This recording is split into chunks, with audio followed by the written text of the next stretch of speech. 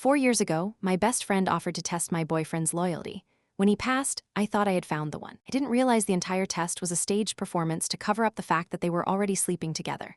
Now, they are sitting at my Thanksgiving table with their kids, acting like I'm the bad guy. My ex-boyfriend, let's call him Derek, had always been the flirty type. I know what you're thinking. You knew he was like this, so why complain?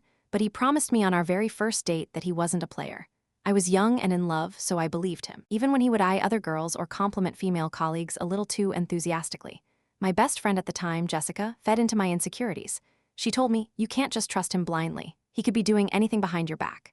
I showed her that we shared social media passwords, thinking that proved he was innocent. Jessica grinned and said, so, you wouldn't mind if I tested him? I'll just flirt a bit at the next party. If he doesn't take the bait, you know he's loyal. If he does, you can move on. I shook her hand and said, trust me, I know my man. Those were words I would regret later. That weekend at a party, I watched from across the room as Jessica made her move. My heart pounded as she touched his arm and used every trick in the book. But Derek just smiled politely and stepped back. No touching. No flirting.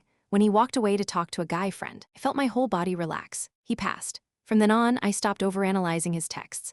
I stopped being suspicious when he worked late or went to parties without me. I even started planning our wedding in my head. But one Tuesday after work, my coworker Liam and I went out to grab a snack downtown. That's when I saw them. Derek and Jessica were sitting at a corner table. Her head was resting on his shoulder, and they were holding hands, laughing like a couple. I told myself I was overthinking it. He passed the test, right? He wouldn't be out here blatantly cheating. Then I saw him pull out a small gift box. Jessica ripped it open and held up a diamond necklace. She picked up the card and read it out loud, her voice carrying over to where I was sitting. Happy anniversary. My chest tightened. Anniversary? They had been together almost as long as he had been with me. I felt sick. Liam noticed my face and didn't even have to ask what was wrong. He walked straight to their table, knocked their drinks into their laps, and called them out loudly enough for the whole restaurant to hear. He came back, grabbed my hand, and said, let's go. He drove me to a quiet beach and told me to scream and cry until I got it all out. And I did. I rebuilt my life over the next 4 years. I got a new apartment, a new job, and a real, healthy relationship with Liam. Everything was good until Jessica texted me out of the blue.